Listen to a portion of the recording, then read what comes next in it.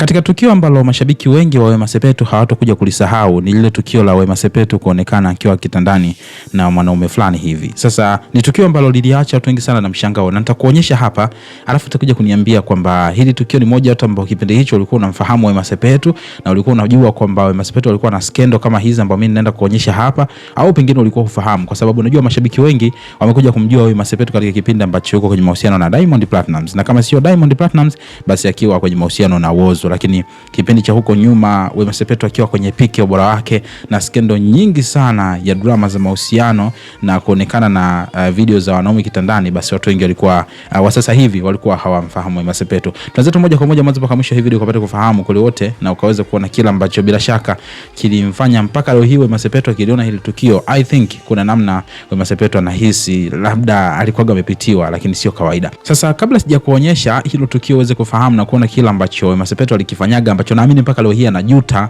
naomba nikukumbushe kuna story nyingi sana nitakuwa nakusogezea hapa, na nyingine ni za kushangaza zaidi kuhusiana na mastaa wako ambao pengine wewe umekuwa ukiwafuatilia na unawakubali lakini siri zao hujui kuzijua. Ila naomba nikukumbushe ili usiweze kukosa video yote ile pale, tazama chini hii video hapa kuna neno limeandikwa subscribe, ufanye kulibonyeza. Baada ya hapo like video, kisha kwenye sehemu ya comment utakuja kuniachia maoni yako kuhusiana na hili tukio la Wema Sepetu, na utakuja kuniambia kwamba je, wewe ni mmoja wa watu ambao unalikumbuka vizuri hili tukio au vipi? Sasa kama ambavyo tunafahamu vizuri ni kwamba Wema Sepetu ni mmoja wa watu ambao wana skendo nyingi sana. Ukizungumzia mastaa ambao wana skendo nyingi sana mbaya za kuandikwa kwenye magazeti, maskendo ya mapenzi na vitu kama hivyo, basi lazima utamfahamu, utamtaja Wema Sepetu. Na wengi hata hizo picha ambazo wanaziona kwenye screen inawezekana akawa wanashangaa na kuona kwamba kumbe Wema Sepetu alikuwaga hivi, na hii ni kutokana na kwamba wamekuja kumjua na kumshabikia Wema Sepetu katika kipindi ambacho ameshabadilika na amekuwa mtu mzima sasa, ameachana na yale mambo ya drama nyingi. Lakini moja ya tukio kubwa ambalo naamini hata Wema Sepetu mwenyewe hatakuja kulisahau katika maisha yake ni tukio la video yenye trend kati yake yeye pamoja na Ommy Dimpoz,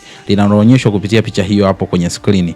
I wish ningekuwekea video, lakini kutokana na masuala ya copyright issues lakini pia masuala ya kiusalama zaidi nashindwa kuweka video clip hapo, lakini ni moja tukio ambalo liliharibu sana sifa ya Wema Sepetu.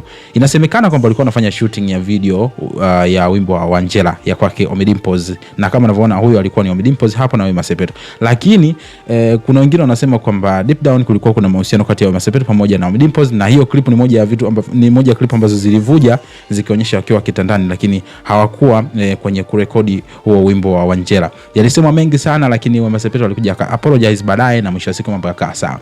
Tuambie kwenye sehemu ya comment ni matukio mangapi ambayo umewahi kuyashuhudia kuhusiana na Wema Sepetu, na je hili uliwahi kulishuhudia au pengine ndo mara yako ya kwanza kabisa unaliona? Tuambie kwenye sehemu ya comment hapo. Ila muhimu zaidi usisahau kusubscribe kwa sababu kuna mengi zaidi ambayo mimi nitakuwa nakusogezea hapa na utapata kuyafahamu yote kuhusiana na mastaa wako wote ambao unakubali. Naitwa Gabby Official, tukutane next video.